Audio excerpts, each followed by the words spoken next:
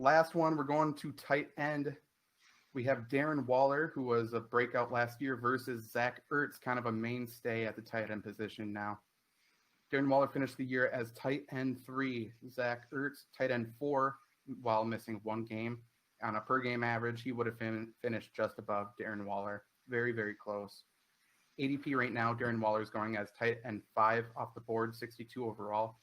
Zach Ertz, tight end 4, 50 overall, so a round ahead of Waller. Jake, you like Zach Ertz. What do you like about Zach Ertz this year? Well, you used the word mainstay, and I think for me, it's that consistency. The fact that we know what we're going to get out of Zach Ertz, the fact that he will play through anything, almost nothing takes him off the field, keeps him off the field. We're talking about a guy who 2 out of the last 3 years has finished in 3rd place or higher as far as tight ends, and that 3rd year he was 4th place, which was last year, beat out, of course, only by Darren Waller.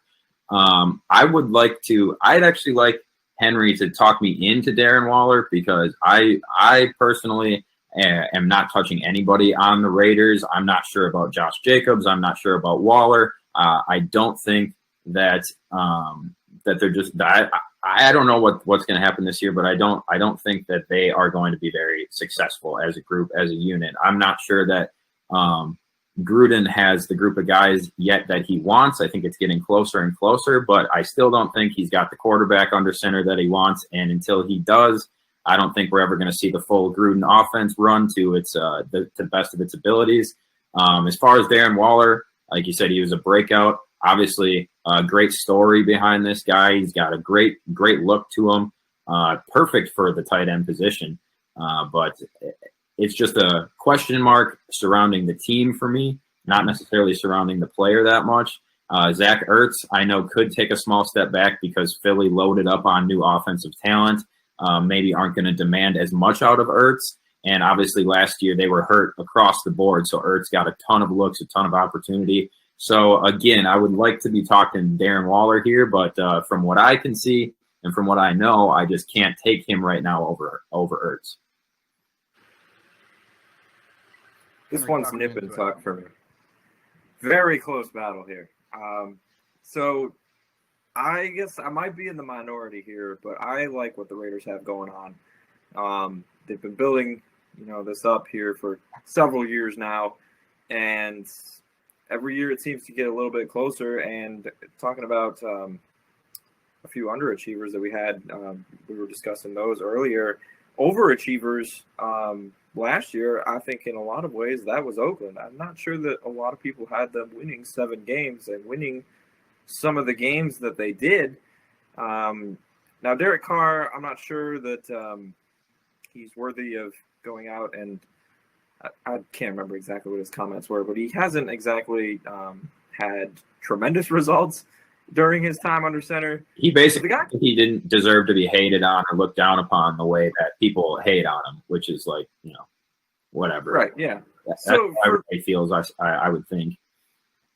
All right, so for me, the hate does go a little far, I think, on Derek Carr. He still has some stuff to prove in the NFL, but he's not a bad quarterback, and I've been higher on him than, for fantasy purposes, than guys for the past couple of years, just in that Oakland offense. For me, Darren Waller, looking at the offense, Derek Carr loves tight ends. So the Raiders obviously loaded up with some new weapons here. Henry Ruggs, the shiny new toy. Is he going to need a year kind of to get into the NFL swing of things? He's a speedster, deep threat. Does that fit the mold of what Derek Carr looks for in a target consistently? I'm not sure. Foster Moreau and Jason Witten are the other 2 tight ends on this team. Witten, I'm not sure exactly what the Raiders are doing there, and that kind of worries me a little bit because if he's seeing unnecessary snaps on the field, that could hurt Waller. And then I'll just talk about the Eagles, I guess, here too real quick. I like Ertz a lot. Like I said, this is a really close battle for me. Dallas Goedert, though, is a name that cannot be ignored. I think both tight ends are going to have major roles in the Philly passing game. Jalen Reagor, the rookie first-round pick, that might have been a little high, a little rich for my blood where the Eagles took him. Obviously, they see something that I might not see relative to some other names that were on the board at that time. But you still got Desean Jackson there. Yeah, he's coming off injury and he's older, but he'll play a factor. And Miles Sanders in the passing game as well. I expect he's going to have obviously a bigger role overall this year with no Jordan Howard there as a runner, but he can still catch passes as well. Whereas the Raiders, Josh Jacobs, yeah, he can do it all, but he's definitely going to be more of an up the middle guy. Jake, I'm not quite sure why. I'm not sure what you don't see in him. I love Jacobs this year. I think he's going to be even better than last year when he missed time there at the end or was battling injuries, playing through them kind of a little bit. So I think it's another year of progression for Las Vegas. I'm sorry. Wow. Got to get used to that. But I think I did that too. But again, yeah, Josh Jacobs obviously ended up having a great year, showed a lot of potential. Again, it's not so much him. I don't have any negative things to say about him. It's the team he plays for, the coach he plays for, the quarterback, the move, everything around it. I'm just not trying to touch the Raiders. I think I can find somebody else that's going to be, on par with whatever Josh Jacobs may or may not do. And then, hey, if he balls out this year and he proves me wrong 2 years in a row, he'll be at the top of my list next year. But again, it's not anything against Waller or Jacobs. It's just the situation that they're in, the team that they're on, that has me a little bit wary. I completely hear that, and yeah, there might be some dust to settle here when it comes to Gruden and Carr and just the offensive system in general playing itself out. But I think that there is a lot of talent assembled here, and the offensive line is going to have to stand to upgrade. But just looking at what Jared Cook was able to do with the Raiders with Carr as his quarterback, and then Waller last year, I said Jason Witten kind of worries me a little bit, that signing. If all goes according to plan here for Darren Waller, he's not going to be eating into too much of his workload or target share. And with an improved receiving core, Henry Ruggs could essentially, he's going to, I think, get his this year, but he could also turn out to be an asset, just being a decoy, going down the field, opening things up over the middle for a guy like Darren Waller. Also, Hunter Renfrow is a guy who I think is being undervalued criminally by a lot of people in the fantasy football world. So I think it's another the Raiders are going to take another step forward this year. I don't think the move is going to be anything to worry about. I'm excited to see him in Vegas, actually. I really feel bad that I said they were still in Oakland. So you think they're gonna win 8 games this year? Take a step forward, win 8 games? I'll give them 8. I'll give them 8 and 8. Yeah. They're going to go in the right, another, at least one more win we're adding on there. What's crazy, though, is so Jared Cook, I think, is a guy that doesn't get as much love as he should. I think he's a guy that makes every quarterback he plays for look good. He can make some amazing catches and is just a very consistent tight end. Why the Packers got rid of him for the slew of tight ends that came after him, I will never, ever, ever know. But Jared Cook's a guy that should get more credit at the position than he gets. He did make some really nice plays, consistency there for Oakland, but I don't know how much is credited to Derek Carr in that situation. I'm just not sure. But like I said, as far as every other point you made, I'm on board with it. I'm excited to see them in Las Vegas as well. I'm just not trying to draft one of them and then have them be a clunker my entire year in fantasy this year. That's what I'm trying to avoid. That's an interesting point, just because, so Zach Ertz, there's very, very little question marks about Zach Ertz. You know what he's going to do this year. It's not like he's going to come out and suddenly look bad. It's not like he's going to come out and suddenly have, no role on this team. Darren Waller was a breakout year last year. He's a former wide receiver converted to tight end. That's why I worked with this Raiders offense. Gruden loves throwing to tight ends. Darren Waller was an athletic option, a mismatch at the position. He was used as a vertical threat to stretch the defense because they had nobody else.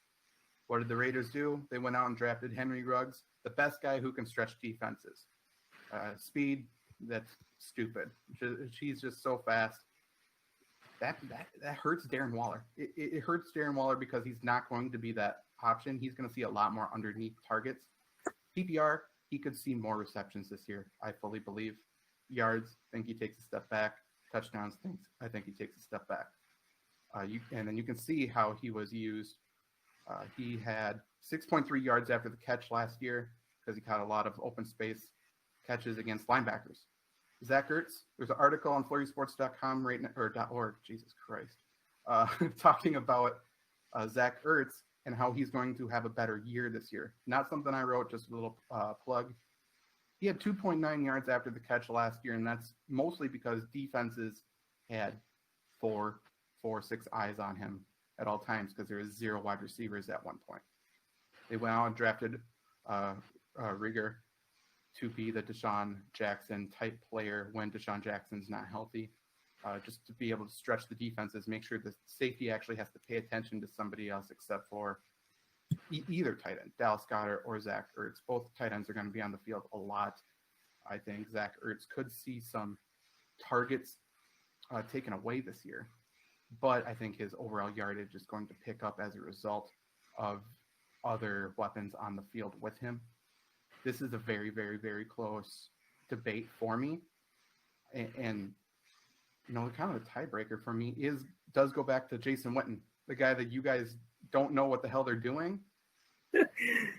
He's not necessarily going to take Waller off the field a lot. Raiders ran multiple tight ends about 30% of the time last year, second to only Baltimore. They're going to do it a lot.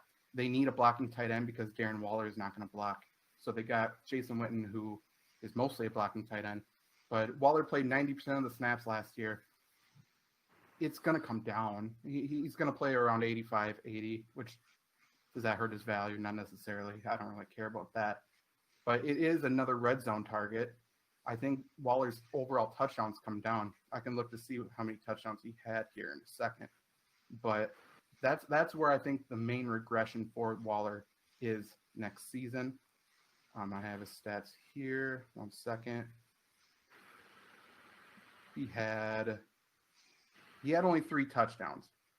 And I believe a lot of those were just big gains. They weren't red zone.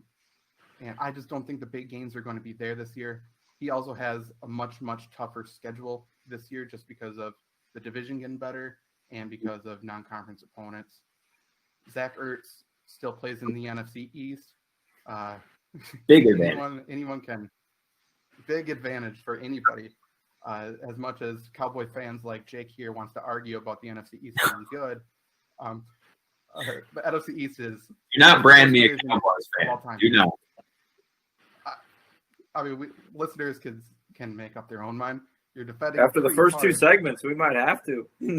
Somebody put up a video of me just like, you know, drooling over the Cowboys. I'm like, no, that's not how it came across. It wasn't supposed to, at least. Just this year.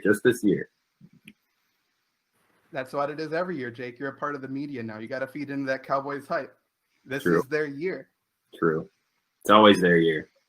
It's always their year. That's it. In Jerry world, every day's Christmas, baby.